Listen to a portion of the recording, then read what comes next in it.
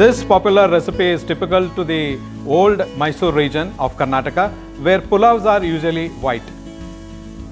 Flavored delicately with fresh coriander and cooked with mutton stock, the slow cooking of this marrow bone infuses the dish with a deep savory taste. Here is how to make Kollegala mutton nalli pulav.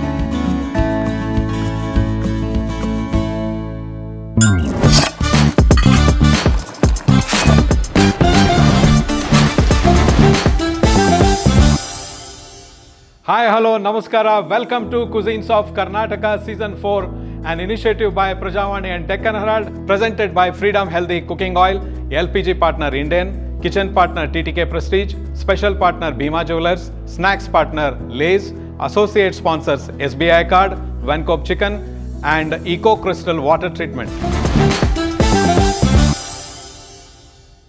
ಇವತ್ತು ಕರುನಾಡ ಸವಿಯೂಟದಲ್ಲಿ ಕುಸಿನ್ಸ್ of ಕರ್ನಾಟಕದಲ್ಲಿ ನಾವು ಮಾಡ್ತಾ ಇರುವಂಥ ಅಡುಗೆ ಅದು ತುಂಬಾ interesting, ನನಗೆ ತುಂಬಾ ಒಂದು ಹತ್ತಿರವಾದಂಥ ಒಂದು ಅಡುಗೆ ಇದು.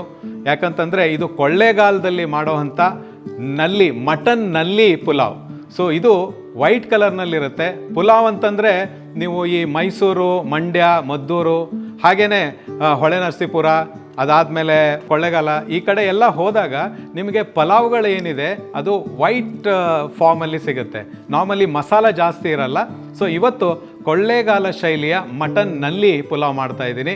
ಸೊ ಇದಕ್ಕೆ ಬೇಕಾಗಿರುವಂಥ ಸಾಮಗ್ರಿಗಳನ್ನು ನೋಟ್ ಮಾಡ್ಕೊಳ್ಳಿ.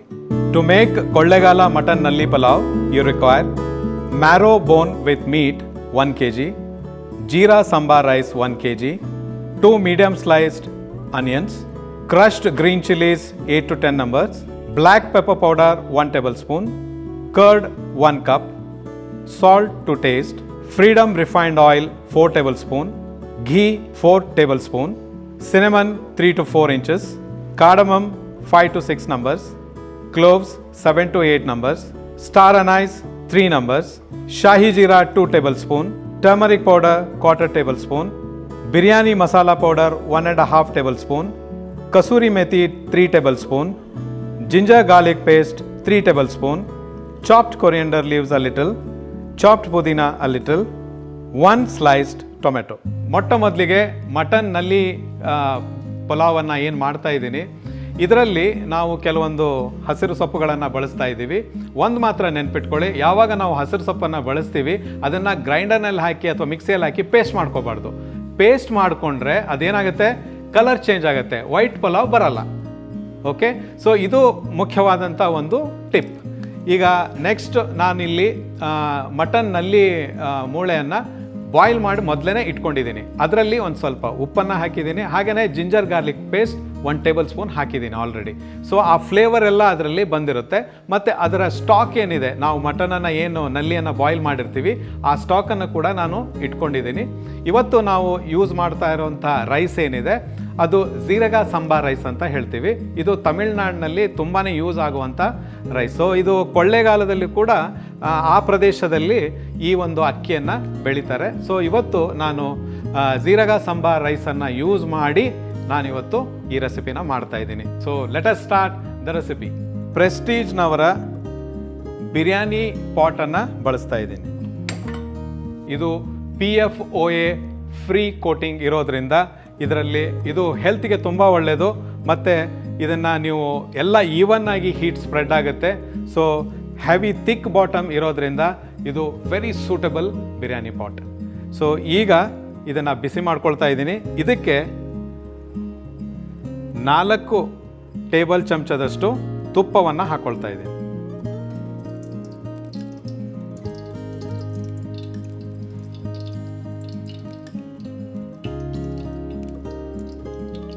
ಹಾಗೆಯೇ ಇದಕ್ಕೆ ಫ್ರೀಡಮ್ ರಿಫೈನ್ಡ್ ಸನ್ಫ್ಲವರ್ ಆಯಿಲನ್ನು 4 ಟೇಬಲ್ ಸ್ಪೂನ್ ಹಾಕ್ಕೊಳ್ತಾ ಇದ್ದೀನಿ.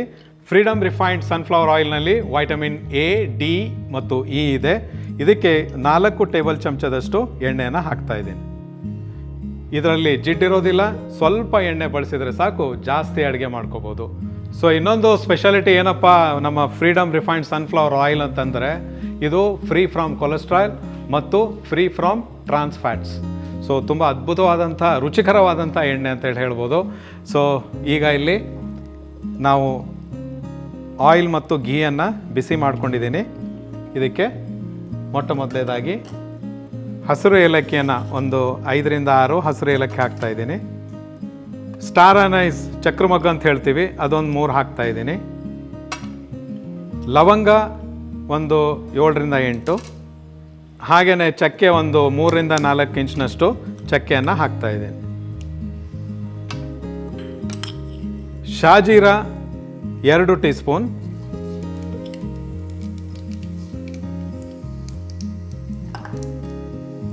ಕಸೂರಿ ಮೇಥಿ ಒಂದು 3 ಟೀ ಸ್ಪೂನಷ್ಟು ಹಾಕೊಂಡ್ಬಿಡೋಣ. ಈಗ ಸ್ವಲ್ಪ ಇದನ್ನು ಲೈಟಾಗಿ ಫ್ರೈ ಮಾಡ್ಕೋಬೇಕು.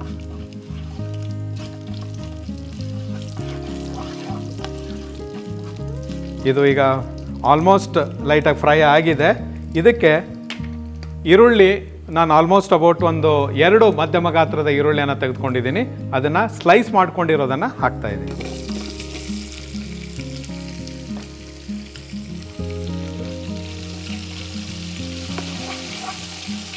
ಈಗ ಇಲ್ಲಿ ಇದು ಕಂದು ಬಣ್ಣ ಬರುವವರೆಗೂ, ತಿಳಿ ಕಂದು ಬಣ್ಣ ಬರಬೇಕು, ಅಲ್ಲಿವರೆಗೂ ನಾವು ಇದನ್ನು ಫ್ರೈ ಮಾಡ್ಕೊಳ್ಳೋಣ. ಮತ್ತು ಈ ಒಂದು ರೆಸಿಪಿ ನಾನು ಏನು ಮಾಡ್ತಾ ಇದ್ದೀನಿ ಇವತ್ತು, ಸ್ವಲ್ಪ ದೊಡ್ಡ ಪಾತ್ರೆಯಲ್ಲಿ ಮಾಡ್ತಾ ಇದ್ದೀನಿ. ನಿಮಗೆ ನೀವು ಒಂದು 5ರಿಂದ 6 ಜನಕ್ಕಾಗೋ ಅಷ್ಟು ಇತ್ತು ಅಂತಂದರೆ ನೀವು ಅರ್ಧ kg ರೈಸನ್ನು ಬಳಸ್ಬೋದು. ನಾನಿವತ್ತಿಲ್ಲಿ 1 kg ರೈಸನ್ನು ಬಳಸ್ತಾ ಇದ್ದೀನಿ. ಮತ್ತು ಆ ರೈಸ್ ಏನಿದೆ ಮೊದಲೇ ನೀವು ಒಂದು ಅರ್ಧ ಗಂಟೆಗಳ ಕಾಲ ನೆನೆ ಇಟ್ಕೊಂಡ್ಬಿಡ್ಬೇಕು. That is most important. ಅರ್ಧ ಗಂಟೆಗಳ ಕಾಲ ನೆನೆ ಇಟ್ಕೊಳ್ಳೋದ್ರಿಂದ ಏನಾಗುತ್ತೆ ಅಂತಂದರೆ ಅದರಲ್ಲಿರುವಂಥ ಸ್ಟಾರ್ಚ್ ಪಾರ್ಟ್ ಏನಿರುತ್ತೆ ಅದು ಹೊರಟೋಗುತ್ತೆ ನಾವು ನೀರನ್ನು ಅದರಿಂದ ತೆಗೆದಾಗ. ಸೊ ಅಕ್ಕಿ ನಿಮಗೆ ನೀವು ಅನ್ನವನ್ನು ಮಾಡಿದಾಗ, ಬಿರಿಯಾನಿ ಅಥವಾ ಪಲಾವ್ ಮಾಡಿದಾಗ ಅದು ಸಪ್ರೇಟ್ ಆಗುತ್ತೆ, ಅಂತಂದರೆ ಅಂಟ್ಕೊಳ್ಳಲ್ಲ. ಅದು most important thing. Sticky rice ಆಗಲ್ಲ. ಸ್ಟಾರ್ಚ್ ಹೊರಗಡೆ ಹೋದ ನಂತರ ನಿಮಗೆ ರೈಸ್ ಯಾವತ್ತೂ ಉದುರುದ್ರಾಗೆ ಬರುತ್ತೆ. ಸೊ ಇದು ಇಂಪಾರ್ಟೆಂಟ್ ಆದಂಥ ಟಿಪ್. ಆಮೇಲೆ ಈಗ ಇಲ್ಲಿ ಫ್ರೈ ಆಗ್ತಾ ಇರುವಾಗಲೇ ನಾನು ಇದಕ್ಕೆ 2ರಿಂದ 3 ಟೇಬಲ್ ಚಮಚದಷ್ಟು ಹಸಿ ಶುಂಠಿ ಬೆಳ್ಳುಳ್ಳಿ ಪೇಸ್ಟನ್ನು ಹಾಕ್ತಾಯಿದ್ದೀನಿ. ಮತ್ತೆ ಇದನ್ನು ಈಗ ಫ್ರೈ ಮಾಡ್ಕೋಬೇಕು. ಇದನ್ನು ಚೆನ್ನಾಗಿ ಈ ರೀತಿಯಾಗಿ ಫ್ರೈ ಮಾಡ್ಕೊಳ್ಳಿ. ಆದಷ್ಟು ಈರುಳ್ಳಿ ತಿಳಿ ಕಂದು ಬಣ್ಣ ಬರೋವರೆಗೂ ಫ್ರೈ ಮಾಡ್ಕೋಬೇಕು. ಈಗ ನೆಕ್ಸ್ಟ್ ಇದಕ್ಕೆ ನಮಗೆ ಖಾರಕ್ಕೆ ಎಷ್ಟು ಬೇಕೋ ಅಷ್ಟು ಹಸಿರು ಮೆಣಸಿನ್ಕಾಯಿನ ಹಾಕ್ಕೊಳ್ಳಿ. ನಾನಿಲ್ಲಿ ಜಜ್ಜಿರೋ ಅಂಥ ಹಸಿರು ಮೆಣಸಿನ್ಕಾಯಿ ಒಂದು 8ರಿಂದ 9, 8ರಿಂದ 10 ಅಂದ್ಕೊಳ್ಳಿ, ಅಷ್ಟು ಖಾರಕ್ಕೆ ಬೇಕಾಗಿರುವಂಥ ಹಸಿರು ಮೆಣಸಿನ್ಕಾಯಿನ ಹಾಕ್ಕೊಳ್ತಾ ಇದ್ದೀನಿ. ಜೊತೆಗೆ ಒಂದು ಸ್ವಲ್ಪ ಕೊತ್ತಂಬರಿ ಸೊಪ್ಪನ್ನು ಹಾಕ್ಕೊಳ್ಳೋಣ.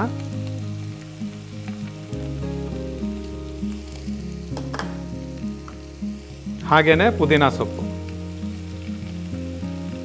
ಸ್ವಲ್ಪ ಪುದೀನ ಸೊಪ್ಪನ್ನು ಹಾಕಿದ್ದೀನಿ. ಈಗ ಮತ್ತೆ ಇದನ್ನು ಫ್ರೈ ಮಾಡ್ತಾ ಬರಬೇಕು.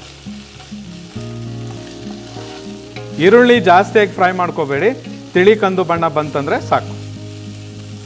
ಈಗ ನೆಕ್ಸ್ಟ್ ಇದಕ್ಕೆ 1/4 ಚಮಚದಷ್ಟು ಅರಿಶಿನದ ಪುಡಿಯನ್ನು ಹಾಕೊಳ್ಳೋಣ.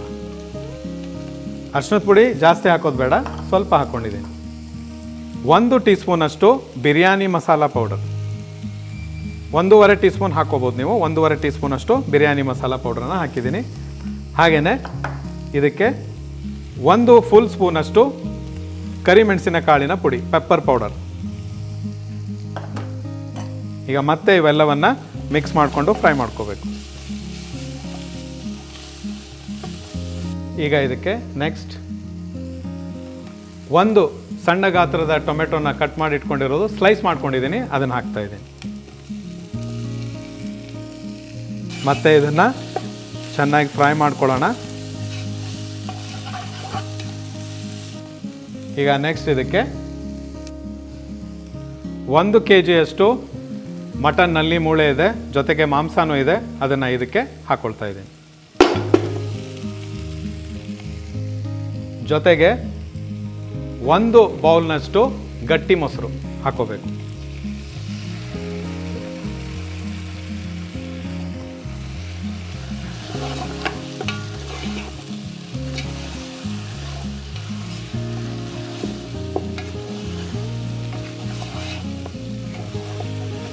ಇಲ್ಲಿ ಚೆನ್ನಾಗಿ ನಲ್ಲಿ ನಾವೇನು ಬಾಯ್ಲ್ ಮಾಡಿ ಇಟ್ಕೊಂಡಿರೋ ನಲ್ಲಿಯನ್ನು ಹಾಕಿದ್ವಿ, ನಲ್ಲಿ ಮಾಂಸ ಕರೆಕ್ಟಾಗಿ ಫ್ರೈ ಆಗಿದೆ, ಒಳ್ಳೆ ನನಗೆ ಇಲ್ಲಿ ಘಮ ಸಿಗ್ತಾ ಇದೆ.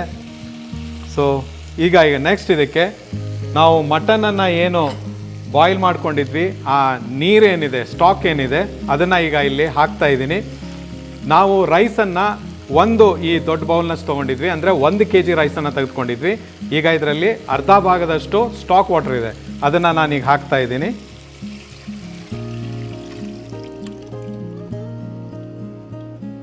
ಹಾಗೆಯೇ 1.5 ಬೌಲ್ನಷ್ಟು ಮತ್ತೆ ನಾನು ನೀರನ್ನು ಹಾಕ್ತಾ ಇದ್ದೀನಿ.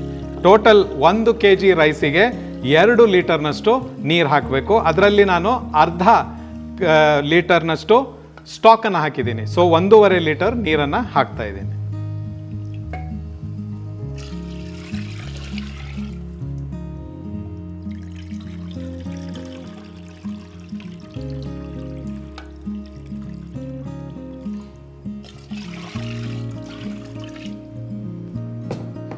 ಸೊ ಇಲ್ಲಿ 2 ಲೀಟರ್ನಷ್ಟು ಸ್ಟಾಕ್ ಮತ್ತು ನೀರನ್ನು ಹಾಕಿದ್ದೀನಿ.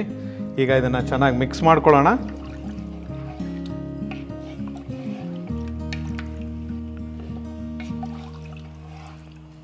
ನಾವು ಸ್ಟಾಕ್ನಲ್ಲಿ ಆಲ್ರೆಡಿ ಉಪ್ಪು ಹಾಕಿರೋದ್ರಿಂದ ಒಂದ್ಸಾರಿ ಚೆಕ್ ಮಾಡ್ತಾ ಇದ್ದೀನಿ ಉಪ್ಪಿನ ಅವಶ್ಯಕತೆ ಇದೆಯೋ ಇಲ್ವೋ ಅಂಥೇಳಿ.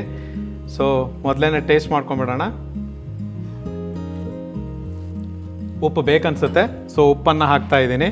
ಇಲ್ಲಿ ಹರಳುಪ್ಪನ್ನು ಬಳಸ್ತಾ ಇದ್ದೀನಿ. ಪುಡಿ ಉಪ್ಪನ್ನು ಕೂಡ ನೀವು ಬಳಸ್ಬೋದು, ನಿಮಗೆ ರುಚಿಗೆ ಎಷ್ಟು ಬೇಕೋ ಅಷ್ಟು ಉಪ್ಪನ್ನು ಹಾಕ್ಕೊಳ್ಳಿ. ಸ್ವಲ್ಪ ಉಪ್ಪು ಬೇಕಿತ್ತು, ನಾನು ಉಪ್ಪನ್ನು ಹಾಕ್ಕೊಂಡಿದ್ದೀನಿ. ಸೊ ಒಂದು 3 ಟೀ ಸ್ಪೂನಷ್ಟು ಉಪ್ಪನ್ನು ಬಳಸಿದ್ದೀನಿ. ಮತ್ತು ಇದನ್ನು ಚೆನ್ನಾಗಿ ಇದರಲ್ಲಿ ಮಿಕ್ಸ್ ಮಾಡ್ಕೋಬೇಕು.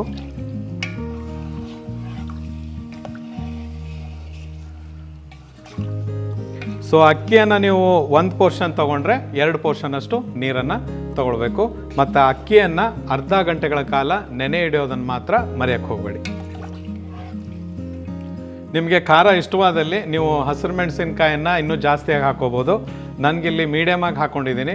ಸೊ ಹೆಚ್ಚು ಖಾರ ಬೇಕಂದರೆ ನೀವು ಹಸಿರು ಮೆಣಸಿನ್ಕಾಯಿನೂ ಹಾಕ್ಕೊಳ್ಬೋದು, ಪೆಪ್ಪರ್ ಕಾಳಿನ ಪುಡಿಯನ್ನು ಜಾಸ್ತಿನೂ ಹಾಕ್ಕೊಂಡು ಅಡುಗೆ ಮಾಡ್ಕೋಬೋದು. ಸೊ ಈಗ ನಾವಿದನ್ನು ಬಾಯ್ಲ್ ಬರೋದಕ್ಕೆ, ಅಂದರೆ ಕುದಿ ಬರೋದಕ್ಕೆ ಬಿಟ್ಬಿಡೋಣ. ಇದು ಕುದಿ ಬಂದ ನಂತರ ಇದಕ್ಕೆ ನಾವು ನೆನೆಸಿಟ್ಟಂಥ ಅಕ್ಕಿಯನ್ನು ಹಾಕ್ಕೊಳ್ಬೇಕು. ಈಗ ಇದನ್ನು ಮುಚ್ಚಳದಿಂದ ಮುಚ್ಚಿ ಕುದಿ ಬರೋವರೆಗೂ ನಾವು ಕಾಯಬೇಕು. ಇದೇ ಸಮಯದಲ್ಲಿ we thank our sponsors. Freedom sunflower oil low absorption formula ensures you cook more with less oil. Fortified with vitamins A, D and E and containing zero cholesterol and trans fats to support a healthier lifestyle. Light and pure and made in ultra modern plant without any human touch, Freedom sunflower oil naturally enhances the taste of your dishes. Today's recipe will come alive with the goodness of Freedom sunflower oil, delivering a perfect balance of health and delectable taste. Nutrients remains intact, so your family enjoys wholesome meals every day. Freedom sunflower oil is more than oil. It's a partner that helps families make a healthier choice with every dish. If you use TTK Prestige latest appliances, you will see how cooking can be faster, smarter and more fun, perfect for today's busy lifestyles. These products blend modern technology with Indian cooking traditions. Whether it's the flip-on modular cooker or the whistle counter induction cooktop, they make every dish quicker and easier to prepare. They are sleek, space-saving and stylish, ideal for compact kitchens without compromising on performance. Today I will be using TTK Prestige innovative appliances to prepare this recipe. Every product is designed to keep convenience, safety and taste intact, so you can enjoy delicious meals without the hassle. With TTK Prestige, cooking becomes less of a chore and more of lifestyle, something you will look forward to every day. Don't use any inflammable items in the kitchen other than gas cylinder. Place the stove at least 6 inches above the LPG cylinder on a stable platform surface away from wind flow. Always keep the stove knobs and regulator switched off after use or while going out. Replace the Suraksha LPG hose once in every 5 years for safety. In case of gas leakage, put on the safety cap of the cylinder and contact your Indian distributor or call emergency helpline 1906. ಈಗ ಇಲ್ಲಿ ನೀರು boil ಆಗ್ತಾ ಇದೆ. ಆಹಾ ಘಮ ಘಮ ಅಂತ ಒಳ್ಳೆ ಆರಾಮ ಸಿಗ್ತಾ ಇದೆ ನನಗೆ ಇಲ್ಲಿ, ಸೂಪರ್ ಡೂಪರ್. ಈಗ ಇದಕ್ಕೆ ನಾವು ನೆನೆಸಿಟ್ಟಿರುವಂಥ ಅಕ್ಕಿಯನ್ನು ಹಾಕ್ತಾ ಇದ್ದೀನಿ. ಅರ್ಧ ಗಂಟೆಗಳ ಕಾಲ ಅಕ್ಕಿಯನ್ನು ನೆನೆ ಇಟ್ಟಿದ್ದೆ, ಅದನ್ನು ಈಗ ಇಲ್ಲಿ ಹಾಕ್ತಾ ಇದ್ದೀನಿ.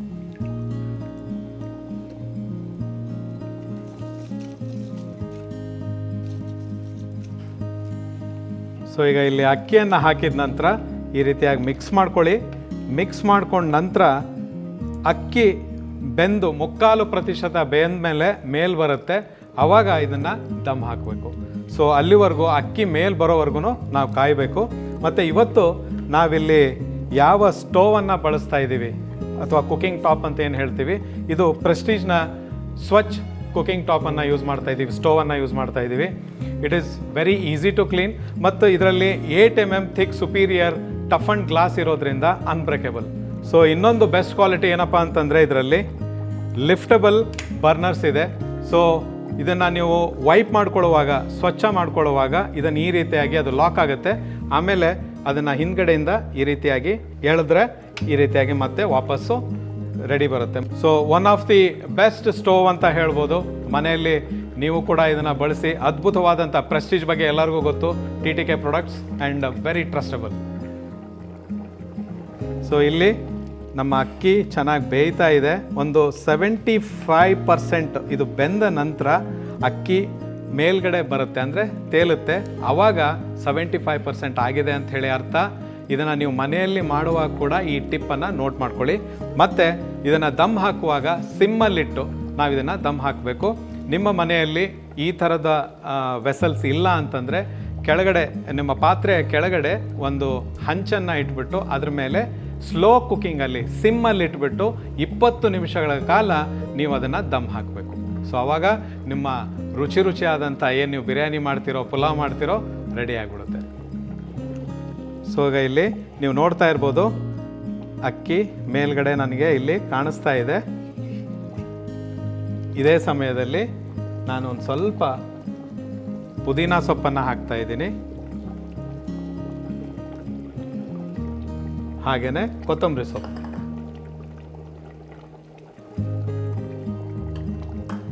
So I will just check the salt level.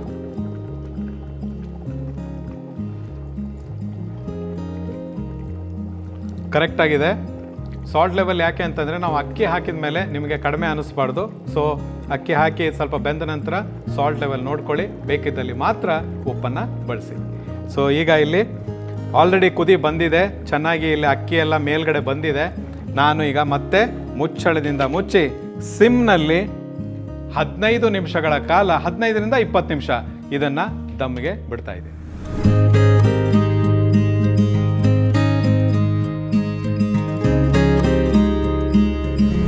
So ಈಗ ಇಲ್ಲಿ 15 ನಿಮಿಷ ಆಗಿದೆ.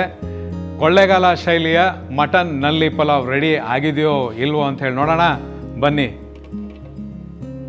ಆಹಾ, ಸೂಪರಾಗಿ ರೆಡಿಯಾಗಿದೆ. ಈಗ ಇದಕ್ಕೆ ಮೇಲ್ಗಡೆಯಿಂದ ಕೊನೆಯದಾಗಿ ಒಂದು ಸ್ವಲ್ಪ ತುಪ್ಪವನ್ನು ಹಾಕ್ಕೊಂಬಿಡೋಣ.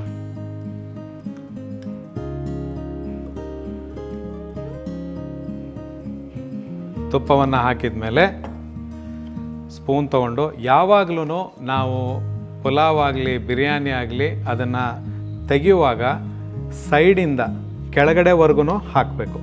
ಸ್ಪೂನ್ ಹಾಕಿ ನಂತರ you have to lift that, ಈ ರೀತಿ.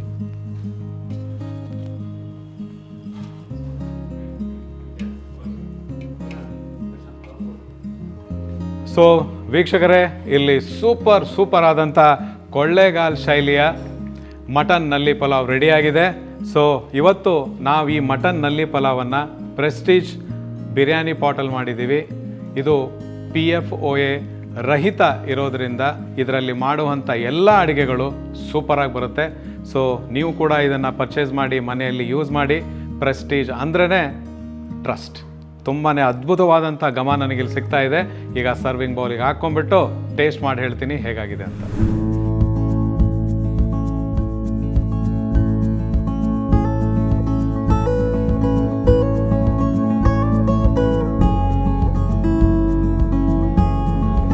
ಸೊ ಈಗ ಮಟನ್ ನಲ್ಲಿ ಪುಲಾವ್ ಟೇಸ್ಟ್ ಮಾಡ್ತಾ ಇದ್ದೀನಿ. ಕೊಳ್ಳೇಗಾಲ ಶೈಲಿಯಲ್ಲಿ ಮಾಡಿರೋವಂಥ ಒಂದು ಅಡುಗೆ ಇದು. ಘಮ ಅಂತ ಇದೆ. ಬಿರಿಯಾನಿ ಪಲಾವ್ ಯಾವತ್ತೂ ಕೈಯಿಂದನೇ ತಿನ್ನಬೇಕು. ಆಹಾ, ತುಪ್ಪ ಎಲ್ಲ ಹಾಕ್ಬಿಟ್ಟಿದ್ದೀವಿ, ಸಖತ್ತಾಗಿದೆ. ಹಾಗೆಯೇ ಇದರಲ್ಲಿ ಫ್ರೀಡಮ್ ರಿಫೈನ್ಡ್ ಸನ್ಫ್ಲವರ್ ಆಯಿಲ್ ಬಳಸಿರೋದ್ರಿಂದ ಟೇಸ್ಟ್ ಇನ್ನೂ ಸೂಪರಾಗಿರುತ್ತೆ. ಆಹಾ, ಬಿಸಿ ಬಿಸಿಯಾಗಿದೆ.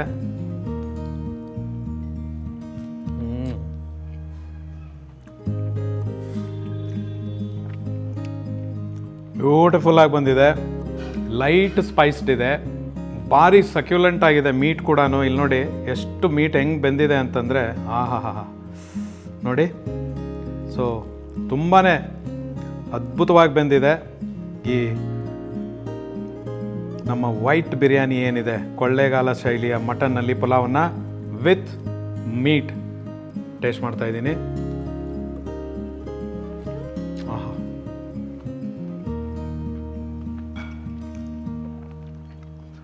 ಸೂಪರಾಗಿ ಬಂದಿದೆ. ಮತ್ತು ಇದರಲ್ಲಿ ಯಾವುದೇ ರೀತಿಯ ಜಾಸ್ತಿ ಖಾರ ಆಗಿದೆ ಅಥವಾ ಜಾಸ್ತಿ ಓವರ್ ಪವರ್ಡ್ ಮಸಾಲೆ ಆಗಿದೆ ಇಲ್ಲವೇ ಇಲ್ಲ. ಎಲ್ಲನೂ ಬ್ಯಾಲೆನ್ಸ್ಡ್ ಇದೆ, ಸೂಪರಾಗಿ ಬಂದಿದೆ. ಇದ್ರ ಜೊತೆ ಒಂದು ಸ್ವಲ್ಪ ರೈತಾ ಜೊತೆ ನಾನು ಇದನ್ನು ಟೇಸ್ಟ್ ಮಾಡ್ತಾ ಇದ್ದೀನಿ.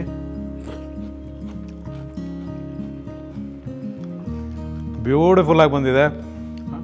ಸೊ ವೀಕ್ಷಕರೇ, ಮನೆಯಲ್ಲಿ ನೀವು ಕೂಡ ಇದನ್ನು ಟ್ರೈ ಮಾಡಿದ ನಂತರ ನೀವೇ ಹೇಳ್ತೀರಾ ಸೂಪರ್ ಆಗಿತ್ತು chef Adarsh, thank you so much ಅಂತ ನೀವೇ ಹೇಳ್ತೀರಾ.